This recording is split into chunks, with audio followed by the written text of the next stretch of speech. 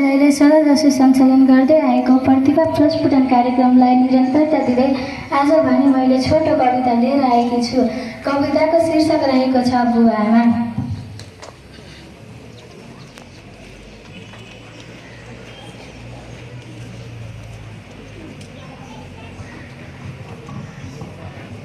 सपना छन् हजुरका नै ती सबै मारेर परिवारको इच्छा सबै पुरा गरेर खै कसरी सक्नुहुन्छ चिन्ता दुःख सबै लुकाउनुहुन्छ घर आउँदा एक गिलास पानीले नै खुसी हुनुहुन्छ लाग्दैन डर कसैमा मेरो शिरमा जब हजुरको आशीर्वाद हुन्छ अघि बढ्ने यति हिम्मत हुन्छ मेरो हातमा जब हजुरको हात हुन्छ हजुरको दुःख बोकेर हिँड्नेछु त्यो दिन म अति खुसी हुनेछु जब मिहिनेतले हजुरको सपना पुरा गरेर म आउनेछु अनि हजुरको मुखबाट मैले स्याबासी पाउनेछु।